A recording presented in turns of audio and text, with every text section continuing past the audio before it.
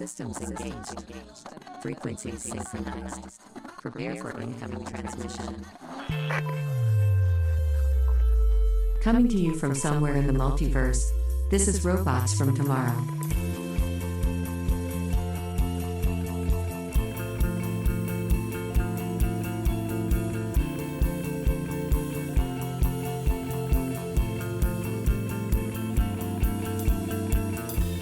This show is available on Apple Podcasts, Spotify, YouTube Music, and as always your podcatcher of choice.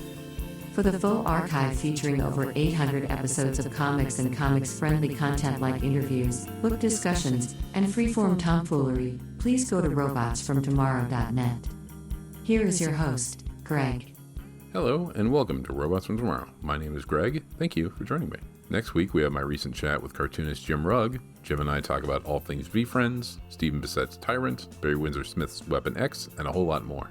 But Jim has been on the show before, so today you get to hear his first appearance in a format we like to call Robots Remastered, where we represent material from the archive in a more focused and compact runtime. Brevity may be the soul of wit, but it's also not something we practiced a whole hell of a lot of these past 12 years, especially the early years, so think of these remasters as our way of making up for the earlier laissez-faire editing approach.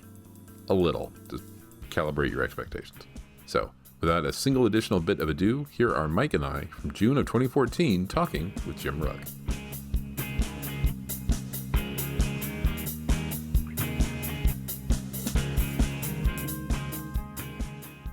Hey guys. Hey Jim, what's happening, man? Not too much. What's going on? Nothing, just podcasting, hanging out. It's been so much fun this week. I've talked to a few different podcasts, and since I do my own podcast, it's very different being the guest and not the host. It's been kind of reassuring seeing everybody else recording at odd hours and stuff. So yeah, I know what you're saying when you say just podcasting. Awesome. Is it weird knowing that you're recording, but then to finish it and say like, oh, I don't have any work to do now? Yeah. It's very pleasant. You just get to show up and have fun, and then you're like, oh, someone else will take care of all that stuff. It is because typically my favorite part of this experience is talking to people, and I can do it just as easily from this perspective as I can if I'm the one that's going to be editing the work afterwards. So this is the part I enjoy. Yeah, well, we appreciate you taking the time to come on and do this thing. So we finished our talk about Street Angel about half an hour ago, and we enjoyed the hell out of it. The book, not the... Well, I mean, we had fun talking about it, and I think it was a good talk, but certainly we love the book, so we're glad to have you here to talk about it, and I'm sure a whole bunch of other stuff. Well, thank you very much. I really appreciate you guys taking time to do this, but also the kind words about the work. I thank you. It's nice to hear. I guess to begin with, this is a book that's sort of being published like 10 years now, right? Yes. Originally at Slave Labor, and that's the collection that I have, the digest size trade that Slave Labor put out. Since that was published to today, looking back on Street Angel and the work you put into it, how, if at all, have your feelings on the work changed? And then how did you and Brian, I guess, come to the decision to repackage it and publish it again at AdHouse? Okay. Can I ask Greg something real quick before I answer your question? Yeah. Sure. Greg, had you read Street Angel before? I had not. Okay, great. This was my first experience with it. I'd read Rambo 3.5, and I'd read Aphrodisiac, and I had read Super Mag as well, but this was the last big chunk of stuff from you that I hadn't read. That's so interesting. Like, you've kind of read it in reverse, but it's nice that each of you has that different perspective because, obviously that was something that I was concerned with, releasing something that's 10 years old. A lot has changed in 10 years. I mean, my entire career has happened since then. That was literally the first thing I had published. Yeah, step one. Not to sort of get in front of your answer here, but your career is so of a particular piece. It feels in some ways from 10 years ago, but also feels like a different tangent you're taking today as opposed to something that you were working on at the earlier part of your career. Well, thank you, Greg. I appreciate that. And it's very nice to hear you say that. What basically happened is the rights to Street Angel had reverted to us some years ago, and we weren't doing anything with the book. And Chris Pitzer, the publisher of AdHouse books, approached us about putting the book back into print. There were many fewer copies of Street Angel printed and sold than there were of Aphrodisiac, for instance. So a lot of people haven't seen that work. Brian and I went through it. It's been a while since I revisited the work. And to be honest, I like it more now than I remembered liking it.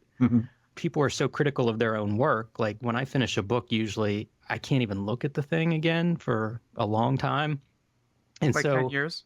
Yes. Yes, exactly. But, I thought that it was worth having in print and then see how people react. And the reaction has all been positive so far. I've been talking to different people all week about it. And I have to say, it's kind of a best case scenario in terms of people seem to be responding to the work in interesting ways, which is great to hear feedback from. There are so many more readers of comics now than existed 10 years ago whenever the book was first published. It's hard to even explain how many more people read comics now. It's so exciting, it's the greatest thing ever. We've had people like, Gary Groth on our show and Bill Boychelle and Shelton Drum from Heroes Con, and we've asked them about the state of the industry. These are people who have worked in comics for 40 years and always believed in the merits of comics. They believed comics could reach a wider audience, and they all talk about how much it has exceeded whatever they were hoping for.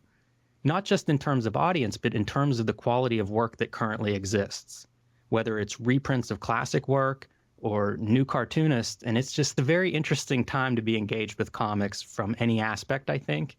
And so I thought it's a whole new audience. Like, if Chris believes this work is worthy of AdHouse books and Brian and I are happy with it, then let's put it out. That's an interesting way to end that thought, because that is something that in our episode where we discussed the work, we sort of closed the episode with talking about AdHouse and the caliber of work that Chris seems attracted to and the design and the love that he puts into the books that come out under his banner. So I think it's interesting hearing you say that. So and that's something I hadn't realized, that you didn't own the rights to Street Angel. I didn't realize that Slave Labor actually had those.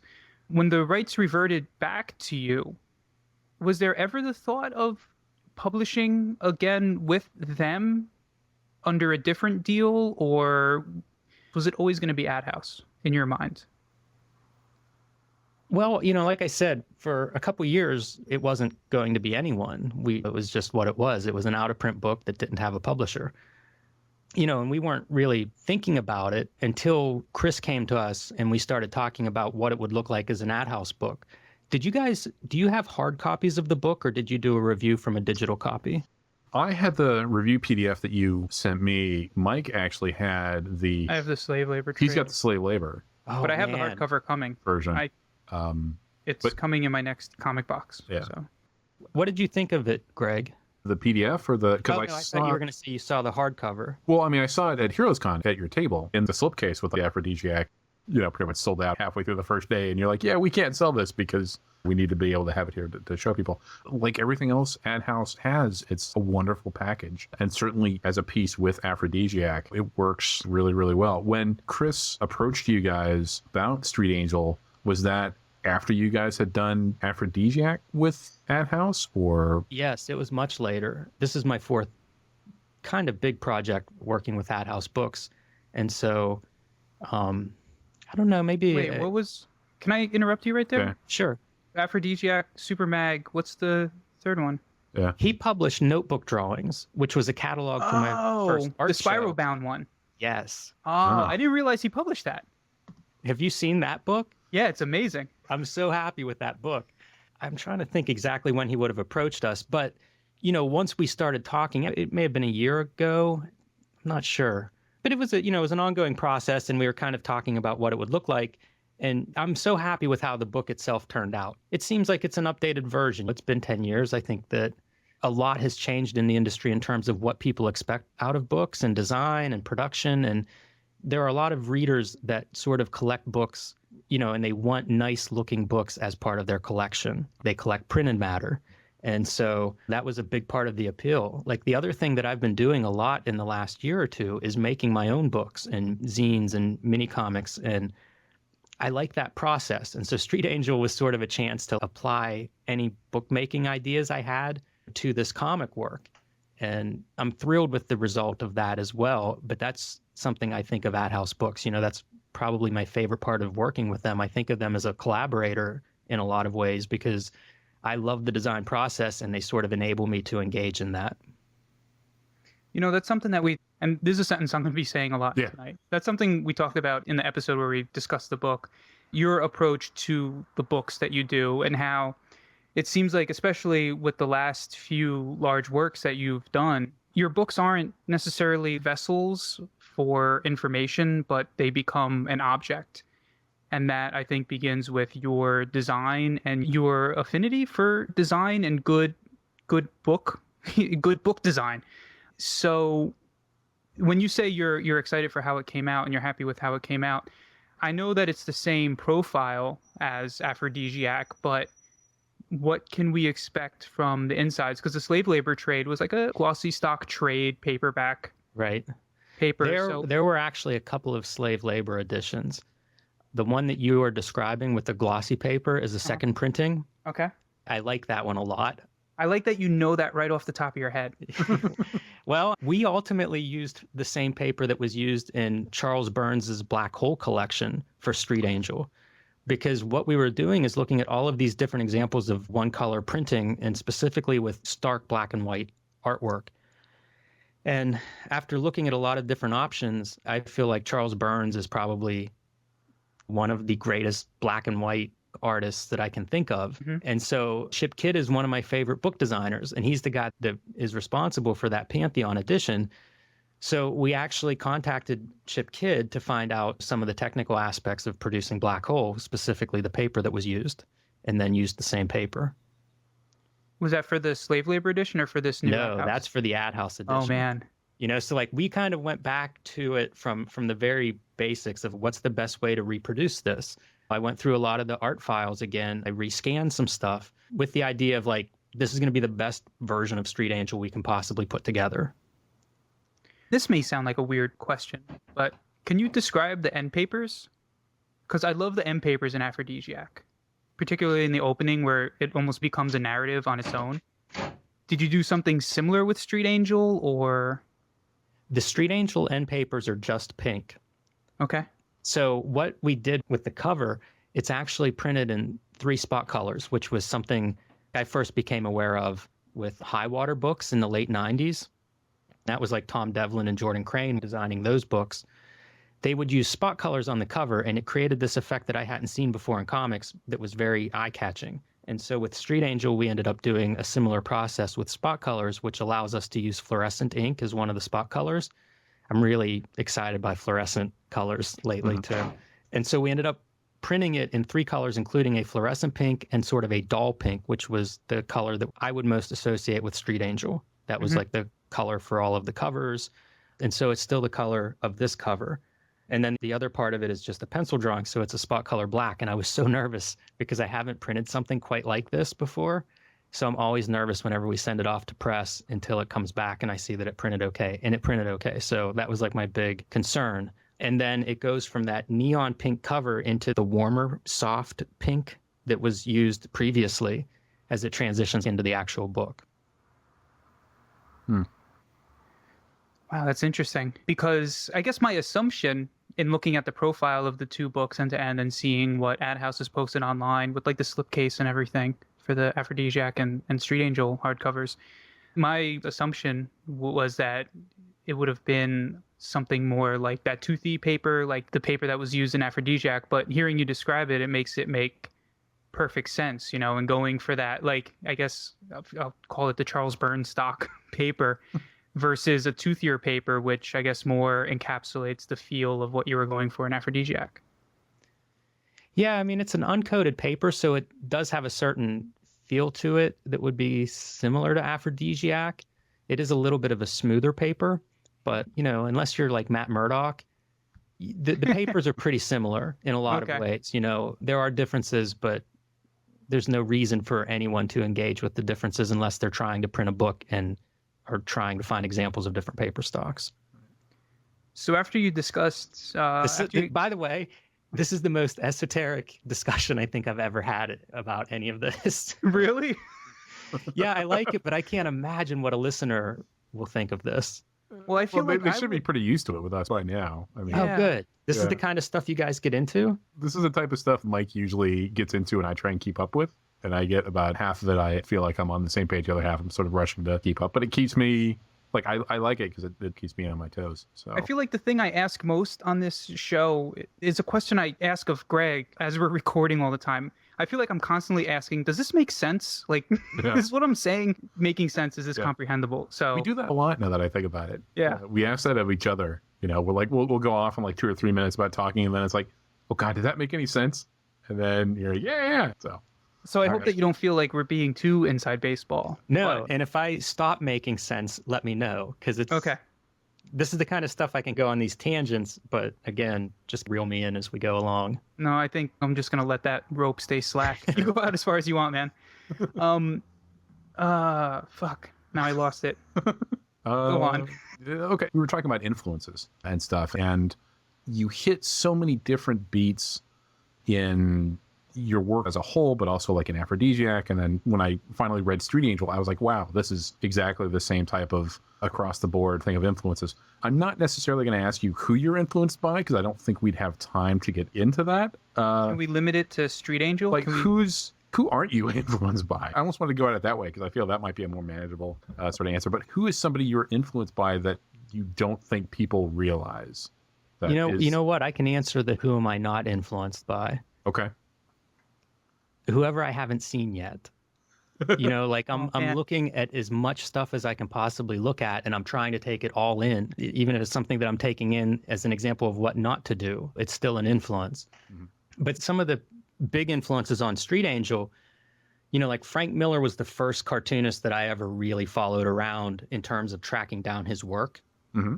And it was very early on, like probably within the first 3 months of reading comics, I found Frank Miller. And then over the next couple years, because it's pre-internet time, I basically read everything that he had published up to that point.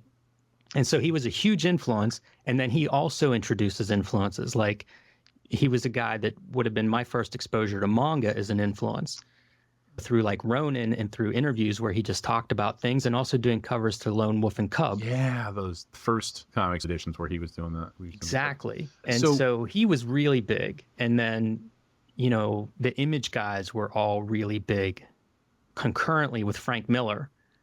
In fact, one of the ways that I got a bunch of Miller Daredevils was I traded some guy New Mutants by Rob Liefeld, but not even like the first appearance of Cable or like the last few issues. It was like issues that were just nothing in the middle. And he gave me almost a complete run of Miller Daredevil. So, you know, I was into the Image guys. I was into Frank Miller. Everybody mentioned Jack Kirby at the time. So I was looking at Jack Kirby, but I don't know how well I was processing it then. The next big one for me is I kind of lost interest in mainstream comics, and I was just like barely reading comics. The comic shop in my town closed, so it was becoming more infrequent. And then suddenly I was exposed to like alternative comics like Fantagraphics, 8-Ball, Chester Brown's Yummy Fur, Julie Doucet's Dirty Plot. So it would have been like mid to late 90s Indian alternative comics, Chris Ware. And so these things were sort of like what I was really excited about whenever I was drawing Street Angel, and then also mini comics from like SPX, because I started going to SPX in 2000. And I always describe it as like I came home with 2 boxes full of mini comics. And these are from great cartoonists like Ted May, Dan Zetlock, Kevin Huizinga, and Anders Nilsson, and, you know, Fort Thunder guys like Brian Chippendale and Brian Ralph. So it was very exciting, great comics. And right around then is when I'm making Street Angel. So like that stuff seeping in. Do you still have all those minis? Yeah, I've been thinking about, I need to go through my collection and really get rid of about 80% of what I own. And the mini comics are an area that I need to go through and organize. I have about, I don't know, 15 boxes of unsorted mini comics from the last 15 years. They're so difficult to keep straight. Yes. Wow. So But when that's all the influence for Street Angel, you know, like that goes from the beginning of reading up until I was drawing it. There's one I feel like I specifically have to ask, especially in terms of the lettering. Dave Sim? Yep. Okay. I did a talk somewhere and it was about influences and things, and I had something like 40 slides of lettering examples. Yeah. There were some people sleeping in the room when we got through those. But Dave Sim was well represented. Yeah, he was definitely a big lettering influence. There's one panel in one of the short stories at the very end where Jesse's fighting a bunch of ninjas. One ninja, like standing in the night or whatever, and next to him there's this big balloon with all these sound effects inside of it. And like each one of those sound effects is a different Dave Sim styled sound effect. It was boom, boom, boom, boom, boom. I was like, wow. That was right around the end of Cerebus. Okay, so like Cerebus was kind of in the ether at the time. that would make sense. So, in talking about lettering, is that something that you would say through the production of Street Angel? Is that something that you were looking at a lot, like the way that people create word balloons and sound effects? Because there are a number of places in this book where you play with those things, and I mean, they're fantastic and they look great. But then when you think about it in context of your career at the point and how this is like really your first at bat with published comics, like to come out of the gate experimenting like that, I think is something that you don't see in comics. So what were you looking at and what were you doing, and what was, I guess in specific, was lettering and sound effects something that you were interested in at that point? Yeah, definitely. I studied graphic design in the 90s, and I always compare comics and graphic design because they're like the two art forms that deal with combining words and images. Mm-hmm. And so that's something I am conscious of, and it does stand out to me, whether it's like opening credits in a movie or something on a poster or comic books, lettering, or pop art's appropriation of comics and the way they would change lettering and the way that affected stuff. So it surprises me that more people aren't interested in that part. It's such a graphic element of a comic. Like, how do you just ignore that? Well, it seems like a lot of people just give it like a half a thought, like they put the word that they want people to read on page, but don't always consider how they read it or just the design of it. So, well, it doesn't stop a book from being successful. So in many ways, maybe it's not important. Well, when it's done well, it can help a book either consciously or subconsciously. I mean, I think going into Street Angel, you're playing around with the lettering, both on the word balloons and your sound effects and your use of like the 3D lettering for sound effects to give the integration of the sound effects into the art, just helps support this case that you're making with the book of the playfulness as part of like the whole experience. So when I read Street Angel and I finished it and everything, I know part of my enjoyment was both the story that I read, the art in which that story was portrayed, but also the playfulness by which every aspect of that was put together into this fun package that I just enjoyed the hell out of, So, maybe people don't have the time to be able to play, with that. I mean, how many cartoonists in like the mainstream have that type of time to be able to experiment, or the arena to experiment like you did with Street Angel or other projects? Maybe. Yeah, I think, it's about values and sort of why you're making comics. I think everybody enjoys different aspects of making comics or doing anything creative for that matter. Some people are more interested in writing a story, and some people are more interested in character design or color or something. And I think I just have an interest in lettering, but I don't think it's the secret to making good comics or whatever. But a lot of the comics I like are also done by cartoonists that have an interest in lettering or do something that I find interesting with the lettering. Just because at this point, I've read so many comics, I know that there are really good cartoonists that do amazing work with this aspect of cartooning, which I enjoy. And so you tend to gravitate towards that. So I also try to make my pages as interesting as I can make them within the context of the story. And lettering is just one more chance to do that, to be expressive, to maybe surprise a reader, to create a directional device, whatever the case may be. It's just another graphic element on the page, and you kind of get to control that entire page. So when you're putting these graphic elements on the page, some of the things you do and some of the tricks you do with lettering and stuff like that can be sort of subtle. Now, do you think that when readers are absorbing your work, even if they maybe don't necessarily realize it or are able to articulate what they're seeing, that they're still on some level taking that stuff in, and that maybe subconsciously or unknowingly influence how they feel about the work? Because I feel like something like Street Angel, when you read it, especially at the time when it was coming out and Slave Labor collected it, there weren't very many comics that looked like that and did some of the tricks that you were doing. So do you think that people just instinctively feel that, or do you think that it's just lost on some people, the subtleties? I think everybody reads everything differently. I'm sure there are some people that look at work the same way I do, and they're trying to like take the page apart and figure out how some effect works or why it works or doesn't work or how they could do it better. I think that's a small percentage of readers. I think the majority of readers of a successful commercial work, I think they're more interested in characters and stories, and you just need the craft element to not interfere with those characters and stories. In a lot of ways, I think many readers, lettering is somewhat invisible. As long as it is clear who's speaking and it doesn't create any confusion in the reading experience, then it's done its job.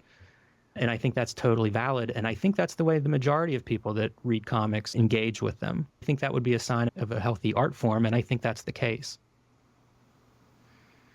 So when Slave Labor started publishing Street Angel, what was your comics output like before that? I was doing a lot of mini comics. Like the first couple comics that I ever published, I self-published in an offset press and printed like 1,000 of them. After I finished selling the 2 copies that I sold, I've destroyed them slowly by throwing a few out at a time or whatever. Because they're the worst comics ever made. Literally, they were my first comics. Worst comics ever. High print run. So once I went to SPX and I got exposed to mini comics where you could like make the entire thing, make it look really cool, and control how many you had to make, which was a big thing because like I needed like 4 copies of anything back then, and 2 of those were for my archives. So that gave me this tremendous amount of freedom to do whatever I wanted. I just started making mini comics, which was great because there's very little pressure there and you can do whatever you can think of. It was awesome. Like I kind of fell in love with that sort of creative freedom. So those post SPX mini comics you started creating, do you have a personal archive that you keep? Like, do you have a copy of everything that you've done? No, I don't have a copy of everything I've done. I do try to maintain some kind of an archive, but it's pretty low on my priority list and it is not well maintained. The reason I ask is I'm trying to feel out if there's ever a chance of like a zine or a small collection of some of this pre-Street Angel stuff. Because I feel like that would be very interesting to see, because it feels like you came out with Street Angel fully formed, and I'm curious in seeing what the growth before that was like. Yeah, it's pretty disappointing, I'm sure.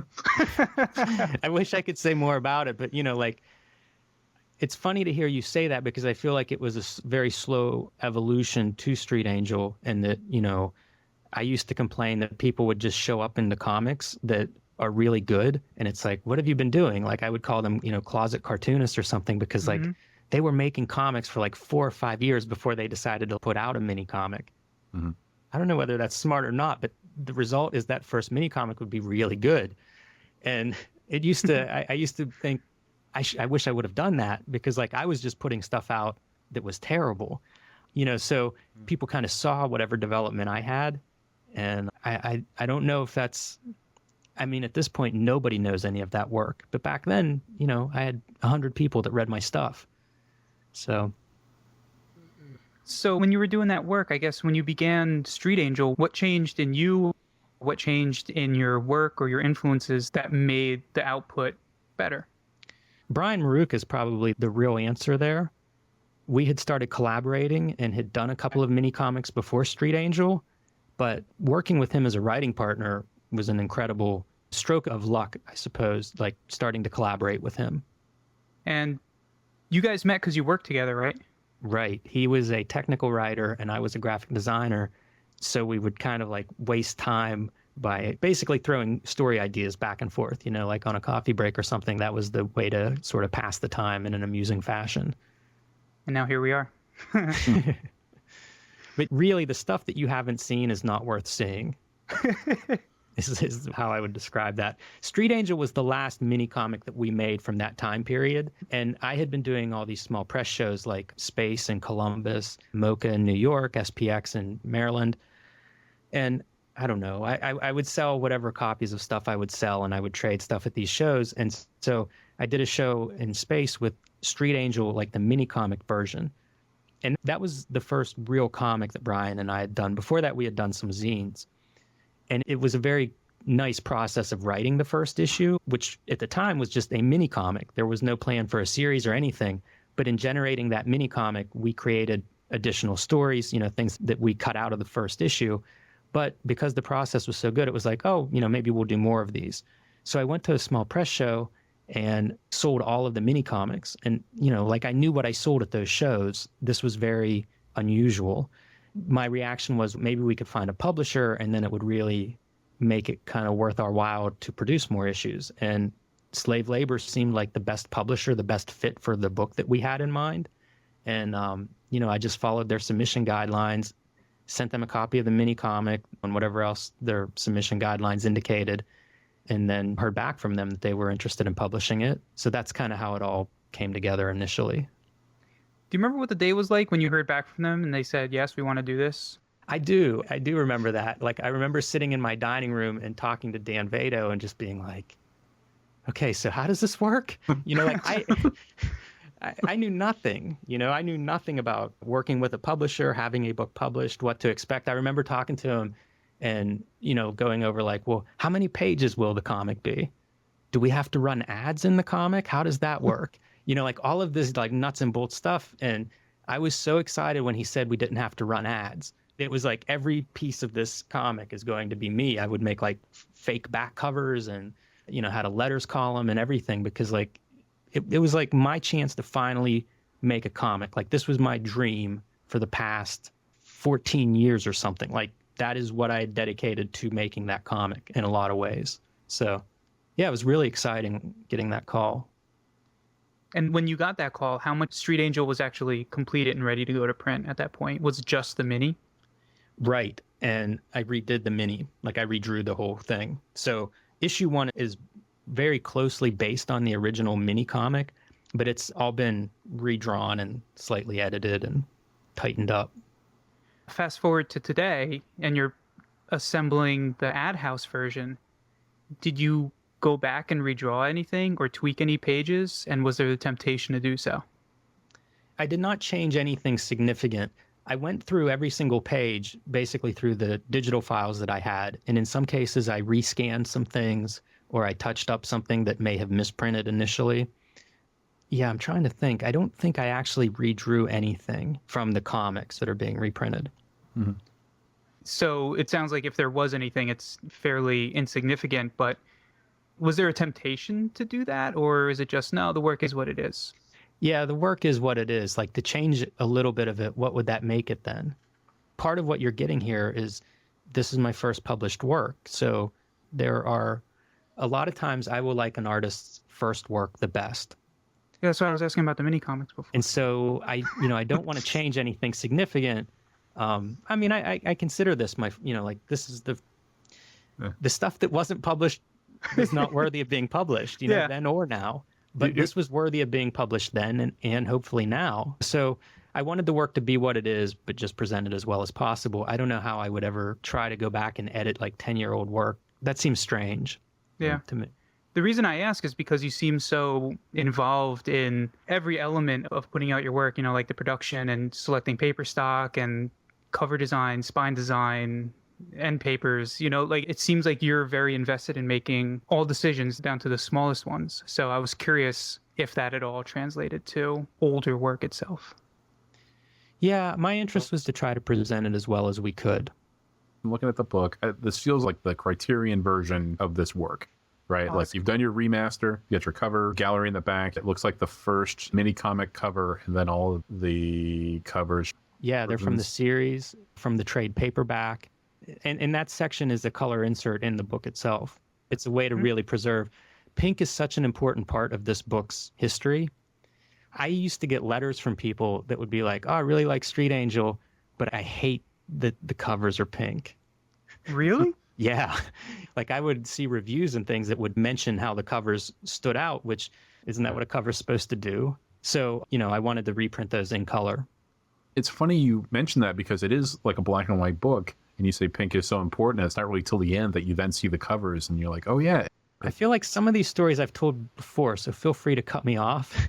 But after we talked to slave labor and, we signed a contract to do the book, Brian and I went to the local comic book store to like try to figure out, what do we do? How do we make this book stand out? How do we make it look its best?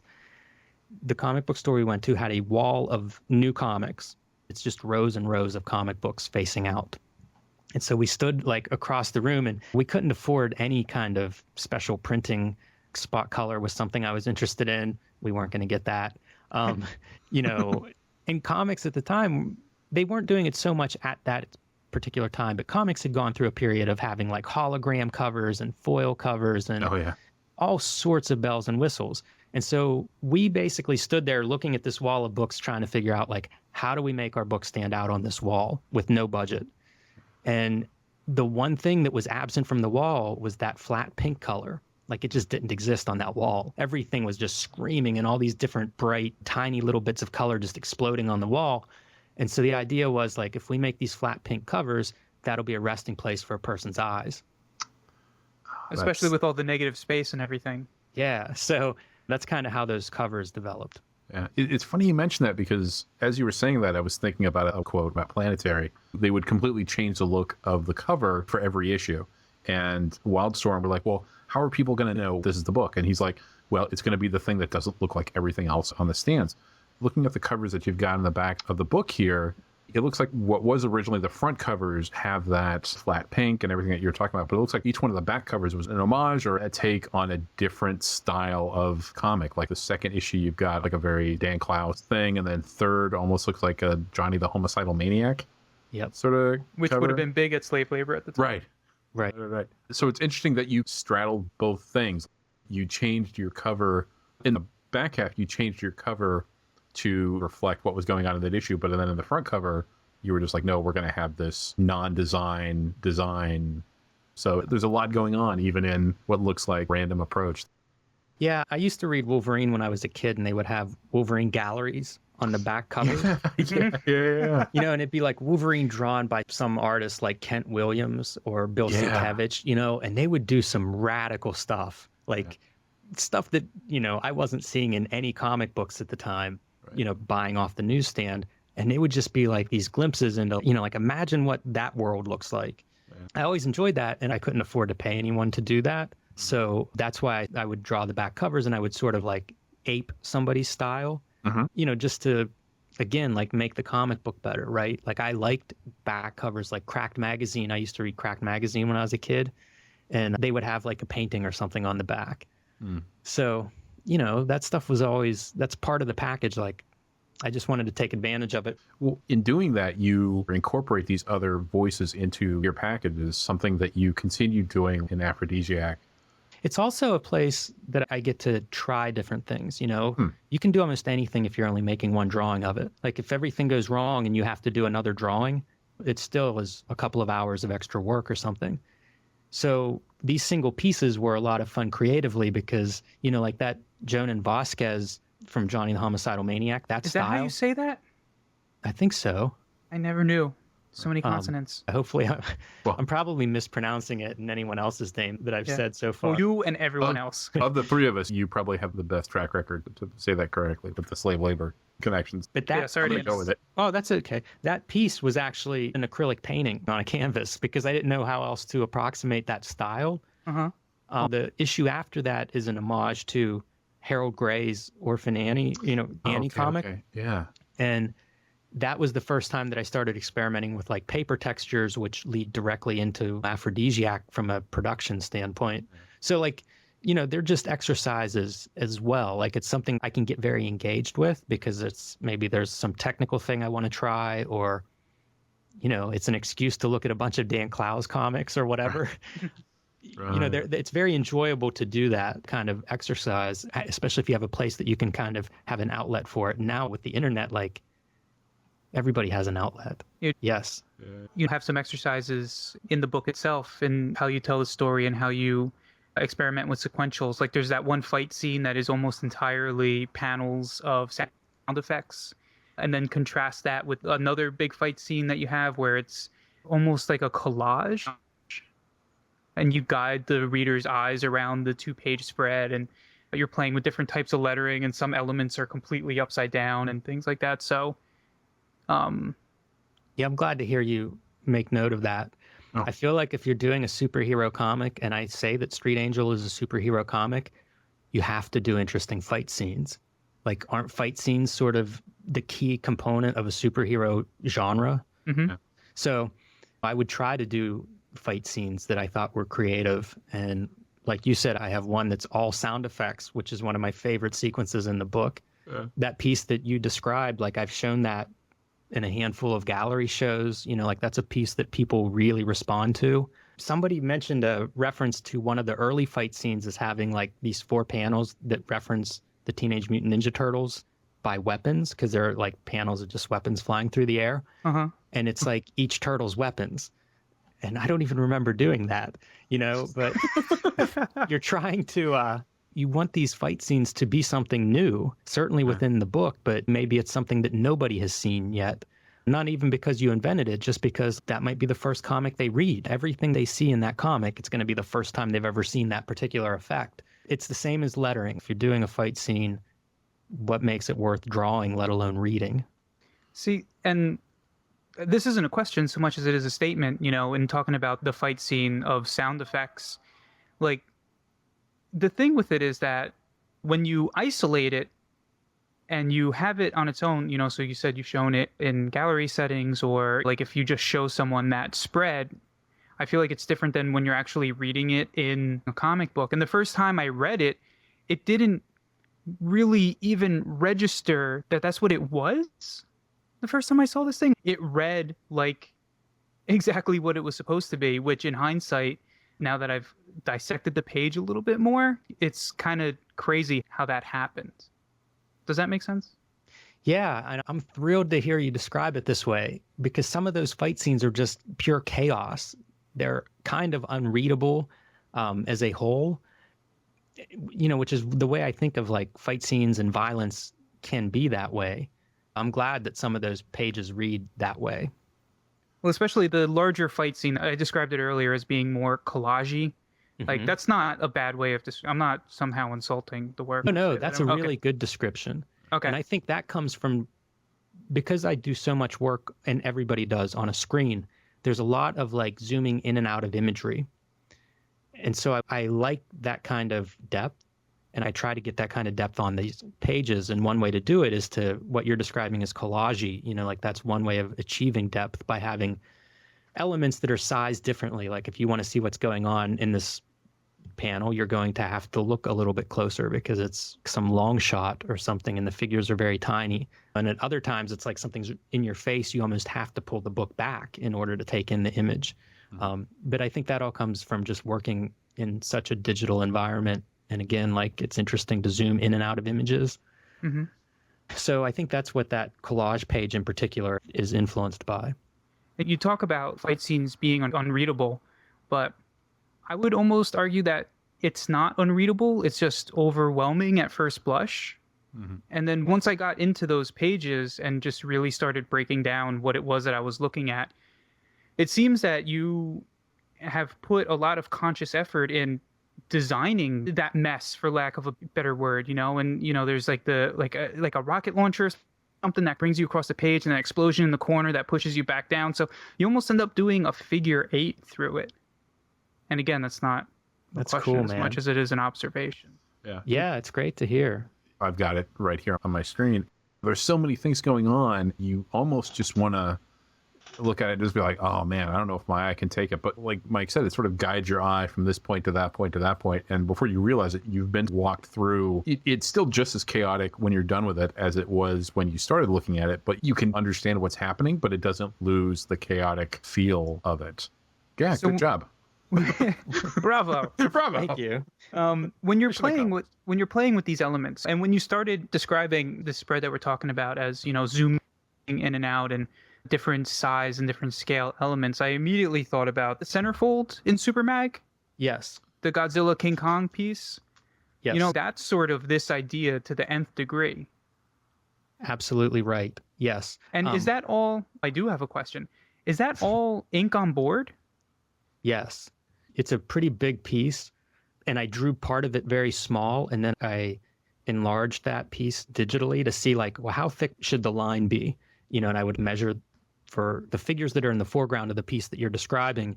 They have a very thick outline, but I wanted it to make sense as if it were a comic book panel. And if you were to encounter it from, say, 20 feet out, I wanted it to read like a comic book panel. So, the line weight was important and stuff. Once I started showing work in galleries, I started seeing the work differently because I would see it on a wall in a giant room and it'd be like, what? You're standing 12 feet from it. Yeah, it's a completely different experience than holding a comic book in your hands, right in front of your face. Like I've done a lot of shows and stuff in the last couple of years because I enjoy that, it's drawing, like it's a ton of fun. And so, I was spending more time doing different types of drawings and trying to see like what would work. And that idea of if it's readable at 20 feet, that's great. And then if you get closer to it, then smaller details will begin to emerge. That will be like another layer of reading. And there will be pieces that would require you to be like within a foot of it in order to read it, very tiny elements. The idea of if you're going to show it in that environment, then you need to consider that environment. That's what the piece is designed for. And yeah, I enjoy thinking that way, playing with, drawings. When you're doing stuff like that, and hearing your description, it sounds like you're forcing the viewer to physically do something that you can do with very little effort on a computer screen. So is making someone physically interact and have to move around this piece, is that part of the thought process, or is that just a byproduct? It comes back to that idea of like what's somebody reading the work for. I think that's a little bit more of a formal element, and I think some people want that. And so hopefully that's what they're getting out of it. But, at the same time, like a book, I think that a book, at least if it's a commercial work, needs to function like a book traditionally functions, which is to say, like, you can just read it. You don't have to be a cartoonist to notice some detail that's significant or whatever. You can just read it. And so all the comics work, I feel like, has that double purpose, right? It's something that I'm excited about the craft of it, the production, making it. But then it's a commercial piece of art. Like it's meant to be mass produced and read by lots of people. And so it has to function that way. You know what I mean? Yeah. Like it's somebody will hopefully hold the book closer to them and, take in some of those details. But for the person that doesn't do that, it still needs to read a certain way. That's interesting that you start walking down this path, because it then makes me think of your zine work.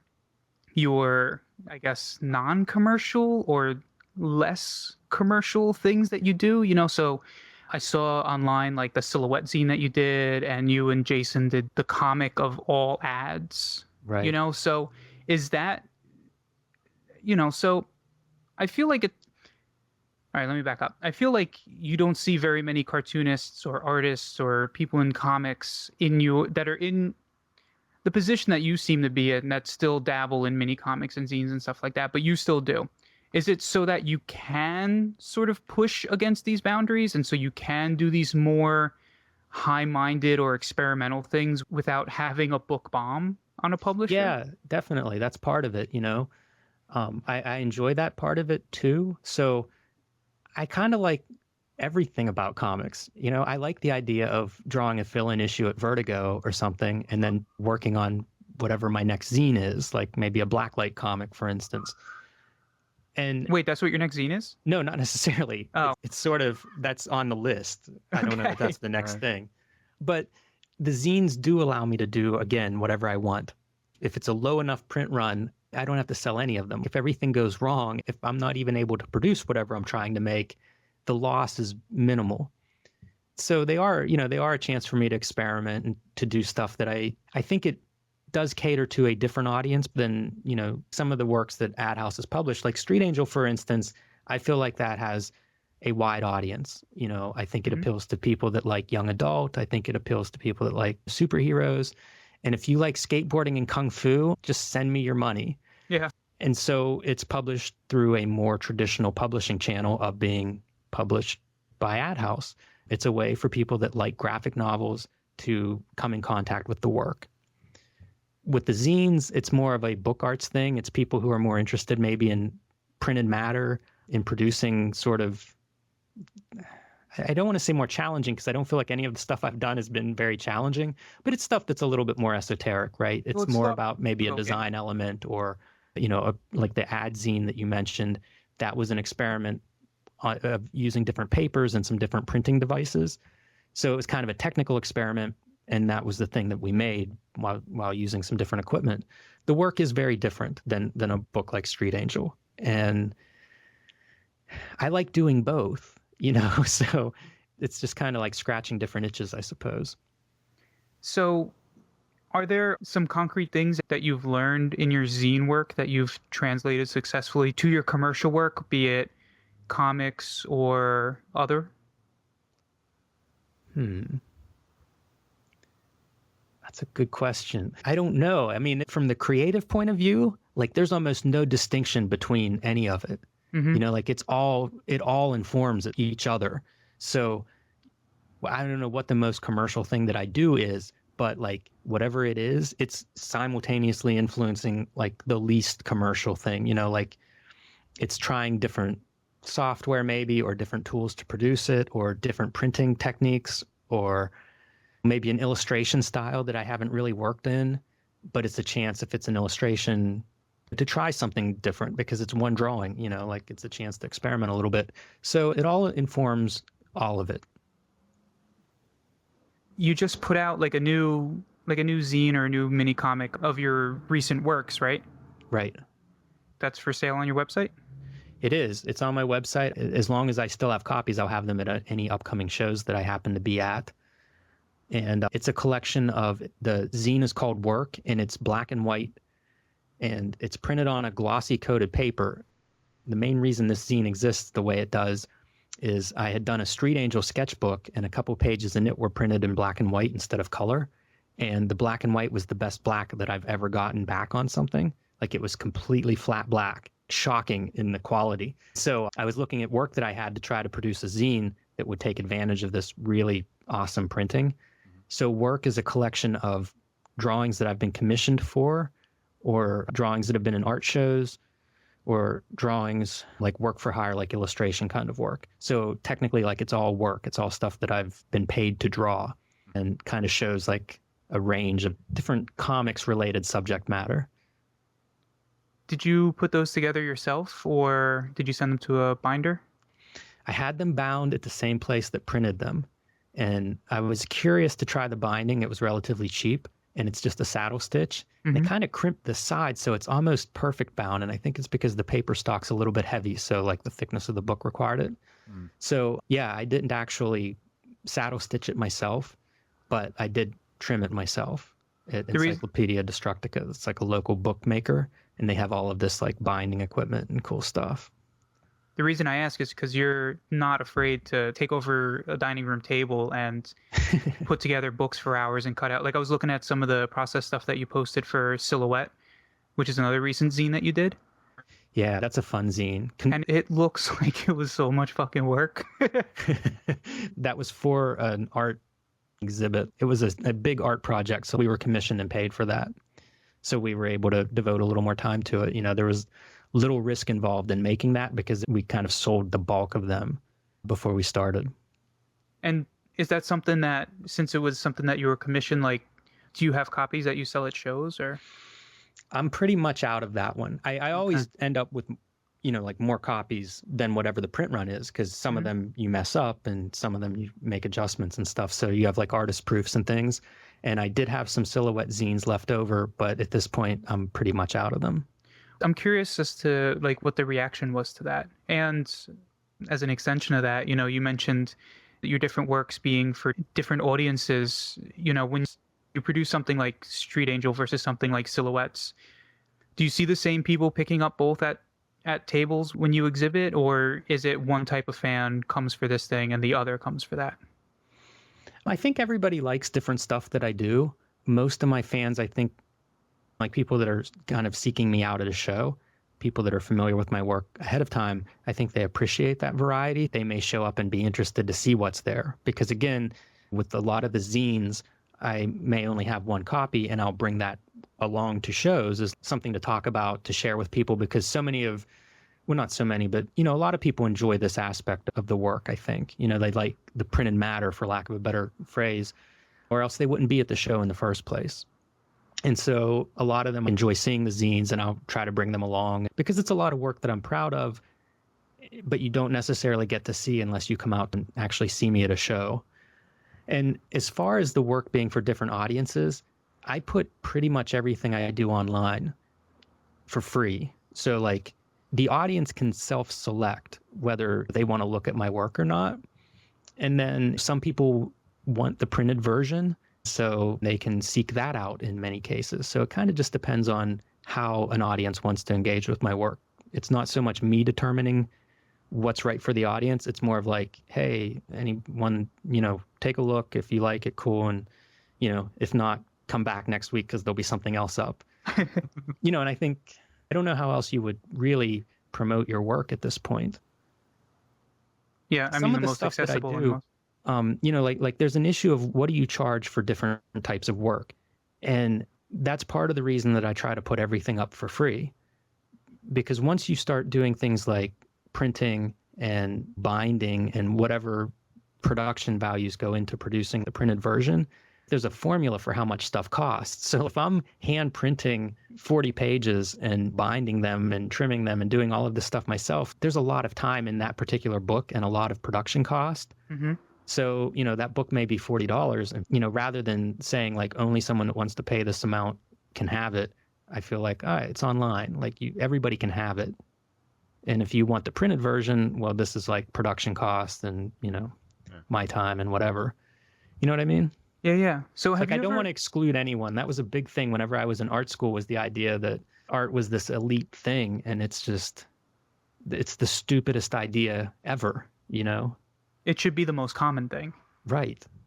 When you're thinking of ideas for work that you want to do, and specifically with your zine stuff, have you ever come across an idea that when you're actually doing the math and thinking about what it's going to cost to produce and then therefore what you'd have to charge for this thing, have you ever done something that you're like, man, this is going to be an astronomically expensive object and therefore cannot feasibly happen? Have you run into that? I don't think so. Okay. I haven't done anything that's really too expensive. And I'm trying to think, you know, like production is a place where like the creative process meets sort of the business side of it. Like regardless of how you're funding it, at some point when you get into the production process, that's the part where money enters the equations. You sort of have to make adjustments based on what's available. Like whenever we did Street Angel initially, we didn't have a budget to do a hologram cover. That was the reality of it. And it's not really any different for any project of any scale. Some stuff's going to be a lot more. Like I would like to do a Kickstarter at some point. So potentially if I come up with some idea that I can't have funded through some other means, like I would be open to doing a crowdfunder at this point.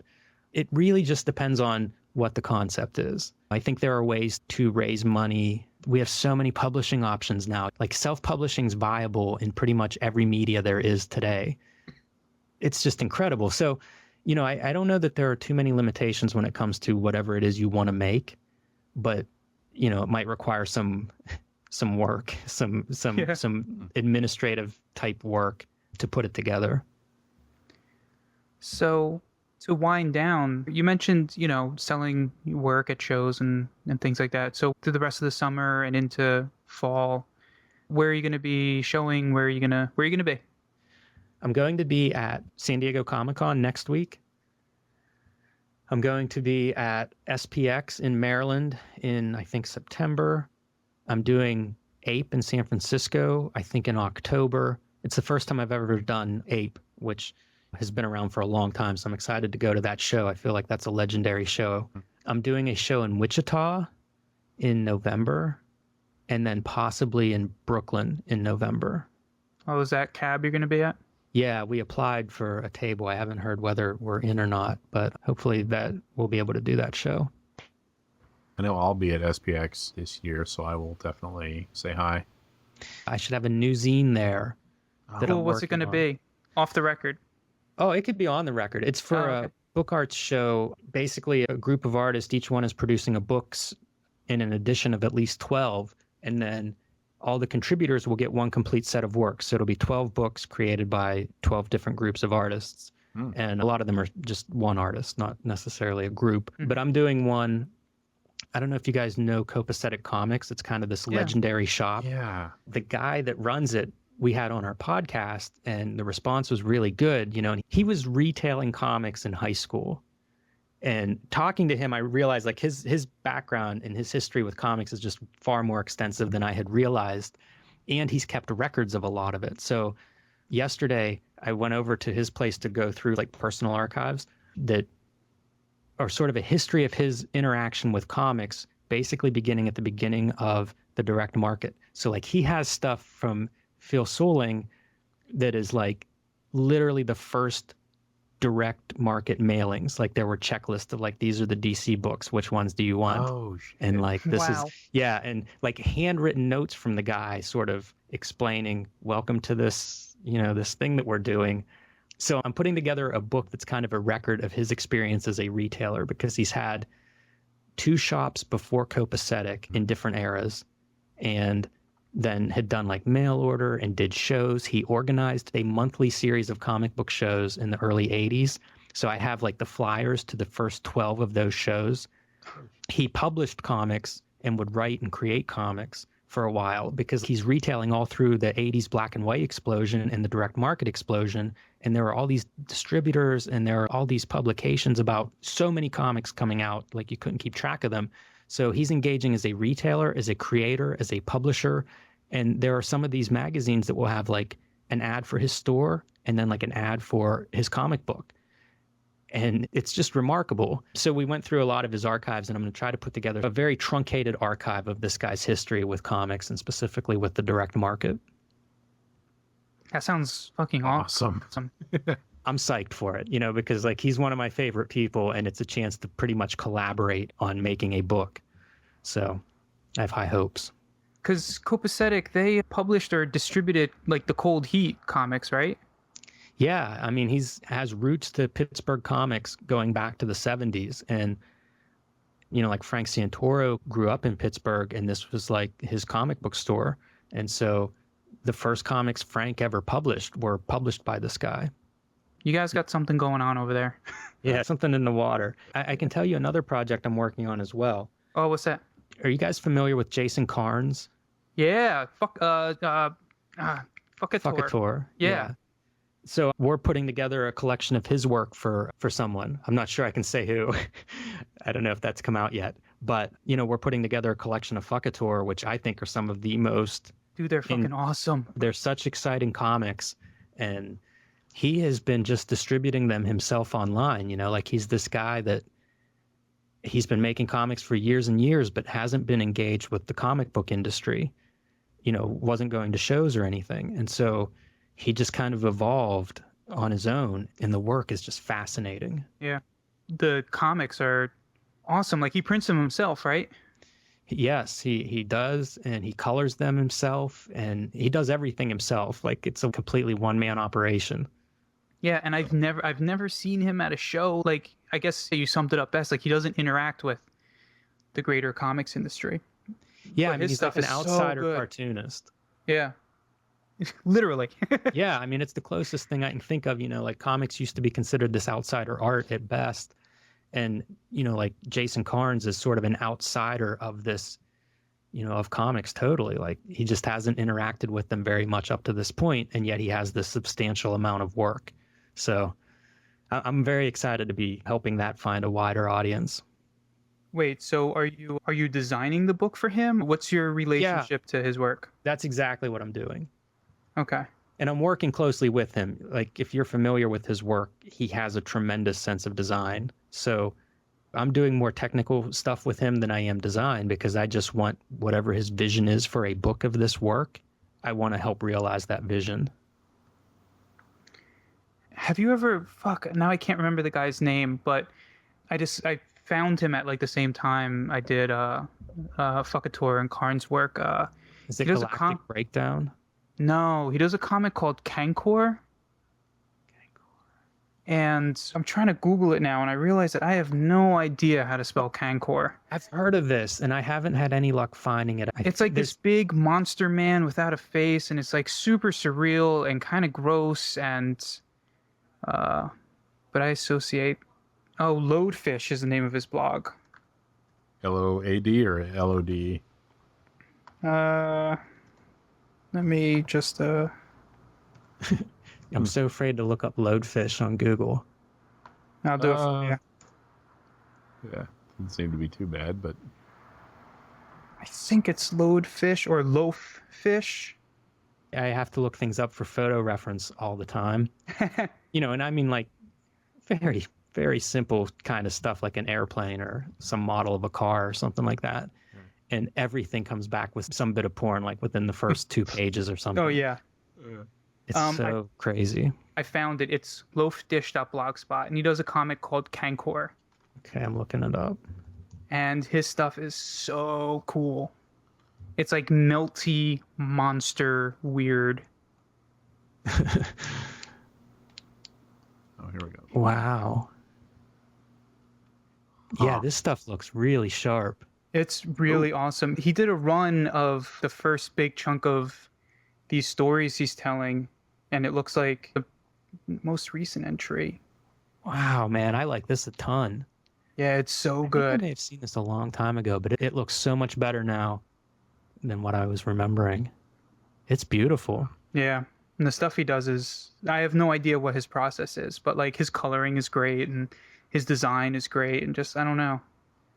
I like this stuff a lot. Yeah, this stuff looks really good. I have one of his minis, and I mean, like, if he has a contact on this, I think it's worth shooting him a line and seeing if he has any, because it's...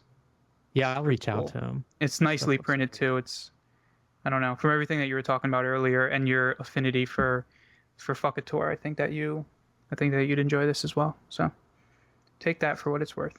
Yeah, definitely, man. Thank you for the recommendation. There's a guy you guys might want to keep an eye out for. His name is Eric Haven. He did a series with Dylan Williams Sparkplug books called Tales to Demolish. Seeing this Kankor stuff kind of reminded me a little bit of it.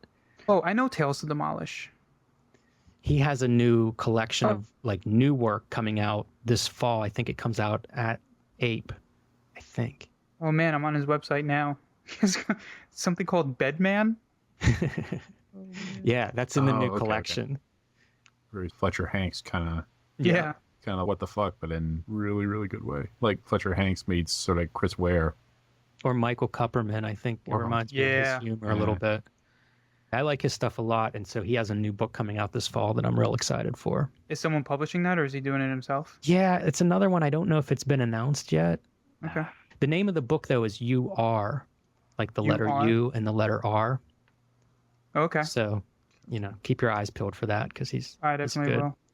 I want all the cartoonists I like to, to sell well, to keep making comics. Well, yeah, because if the cartoonists you like sell well, that means there's going to be more comics you like. Yeah. Hopefully. And also I feel bad because I think usually, shortly after I pronounce how much I like someone's book, it's doomed to sell 200 copies or something, like, oh, no. I feel like my taste isn't always... The Jim Rugg seal of approval. Yeah, it doesn't always help. The sales bump. Did I say bump? I mean crash.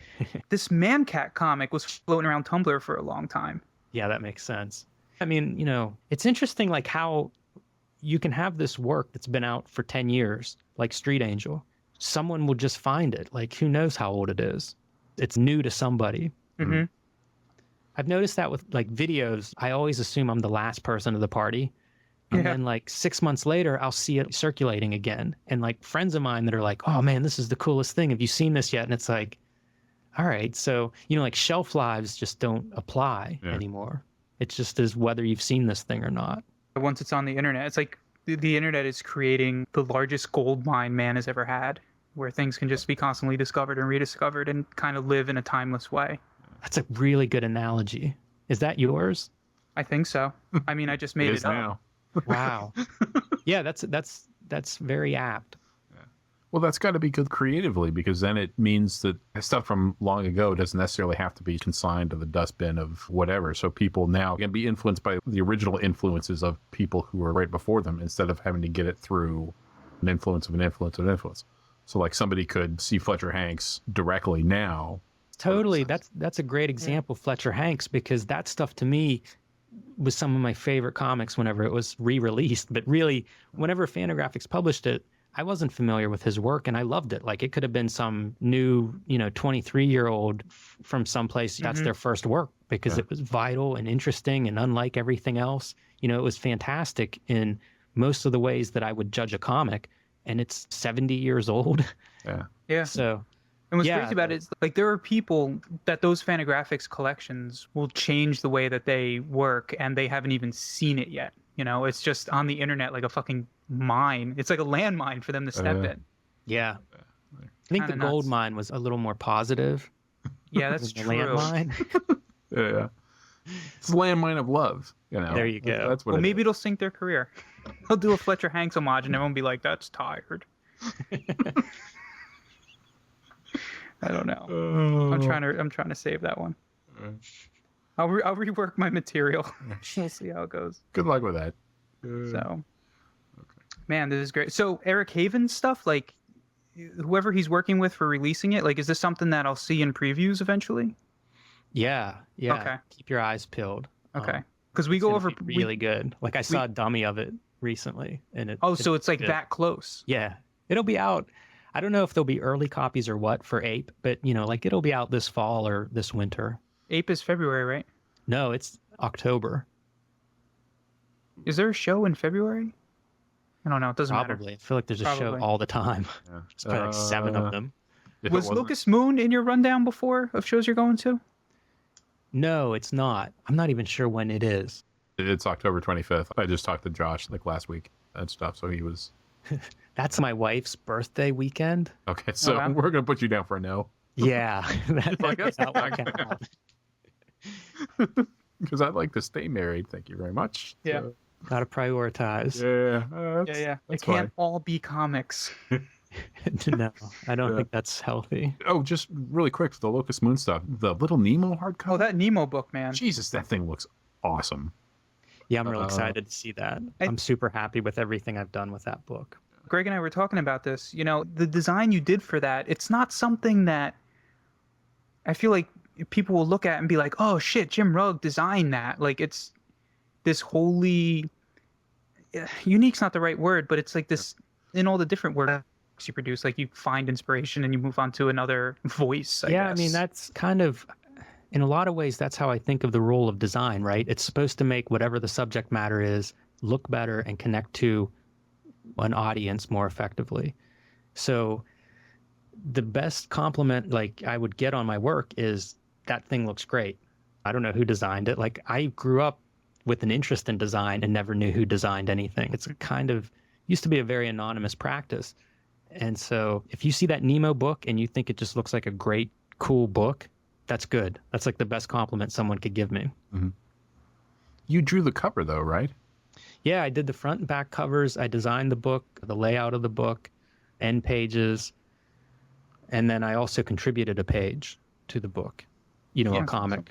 Yeah. I talked to Josh for an interview of the thing. I think I said, what was your involvement? He's like, oh, he drew the front cover. And I think I was like, wow, I did not know that, because it just doesn't look like something I would attribute to you. But I think now I'm learning that there isn't anything I can necessarily attribute to you, because you seem to be able to switch from voice to voice with such fluidity that you just have to check the credits and see, because even though you have a really specific style, but you're not locked into it. So you seem like can do whatever you want at any time, which is really exciting as a reader, because that means we just don't know what's going to... Yeah, it's a lot of fun. I don't get bored. I was over there a couple weeks ago, and they had a binder of the proof pages. Yeah. Ooh. Oh my God. Oh. I think it's going to be a really nice looking book. There are some amazing strips in it. It's going to tear shit up. Yeah. Cool, man. Well, I know I said thank you like a half an hour ago. Yeah. I do the same thing. This is great. This is the other thing that everybody will ask us whenever we hang up with them. They're always like, oh man, I feel like I talked about myself just too much. Is that okay? Did that sound terrible? And then, like, as soon as I'm on someone else's podcast, I do the same thing. When we hang up, Greg and I are going to be like, God, can you believe he only talked about Jim Rugg that whole time? I have Can I- no doubt. That's can what I we ask- do when we hang up with people. Like, Wait, God, no, that it's blow not. hard. It's- Can I ask you one last Sure. thing? Is the Adventure Time stuff you did, when I saw it was solicited that you were going to be doing an arc of that, I didn't know quite what to expect of it. Like, because they do all the backups and everything where they let people, like, I guess just have at it, you know? Right. So for being in the front part of the book, did they have a lot of oversight with it? Or were they just like, hey, yeah, do this thing, please, thank you? Yeah, they didn't give me any direction at all. Like they just asked if I was interested in drawing it for 4 issues for an arc. And I thought about it, and I had a really busy schedule, but I wanted to make more comics. Mm-hmm. And so I figured that'd be the perfect thing to do. You know, like I'd be able to manage my time a little bit on it. And I'm interested in house styles. Like I taught a workshop on comic book house styles last fall at Carnegie Mellon. And it's just a topic that interests me. And so like whenever Adventure Time contacted me, like that's where my headspace was like, oh, I'd love to work in a house style. That's something I've become really interested in. This is an opportunity to do that. You know, so they didn't give me any direction. I think I did one drawing of like, you know, basically what the book looks like. Uh-huh. But here's the script. And then, you know, I had like no revisions for, I think, the first issue. They were great in that regard. Scripts were in on time. They seemed happy with the work I turned in. I enjoyed it. So yeah, that was a fun job. Did you think everything looked okay in it? Yeah, I thought everything looked okay. And it's funny that you said the house style thing, because I was almost like, you know, you're a guy who at this point, like you've done a bunch of very distinct looking works at this point, but then you just sort of adapted your line and your art like to like the house style or the show's like model sheets, and that was surprising. You know, like that's not what I expected, but I think it looked great, especially that last issue. Like it seemed like that last issue. Those characters are so well designed. They're very inviting to draw. Yeah, they're super well designed. You know, it's that idea of a cartoon in silhouette being recognizable. Yeah, like I said, I just think like from a character design point of view, like that show looks amazing. Yeah. I like their attitude. I don't know if you watched the show ever, but the episode that was just on this week, I did not see it. definitely like it gets a little deep. Oh, really? Yeah. I'll have to check that out. Yeah. All right, Jim. Cool. Thanks, man. Can I like throw out website or anything? Oh, yeah. Sure. Okay. Throw out so everything you want. if you're interested in seeing my art, pretty much all of it, you can see it all on jimrugg.com, which is my Tumblr page, but I post pretty much everything there. I also post artwork on Twitter at Jim Rugg, and on Facebook. It's Jim Rugg fan page, I guess.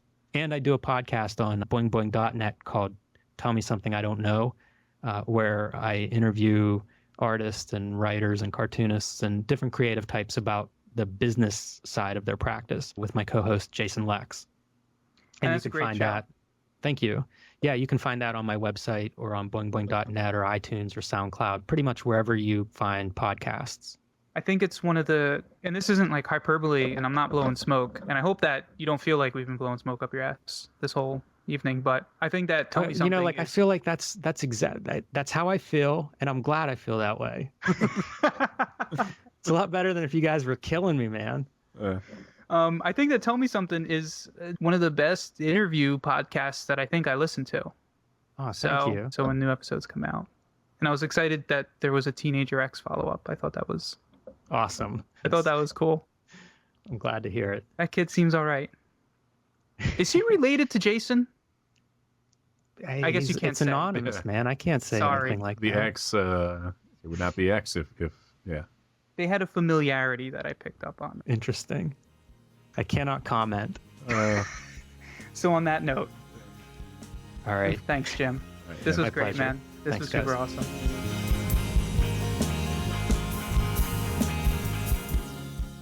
Thanks again for listening. Remember, you can hear Jim talking about current work in next week's episode. Please feel free to like, subscribe, rate, and review the show wherever you are given the opportunity to do so. It really does help get out the word about what we're doing here in the Robots from Tomorrow section of the multiverse, and everyone here would greatly appreciate it. So, until we meet again, my name is Greg. Stay safe, keep enjoying those funny books, and we'll catch you next time.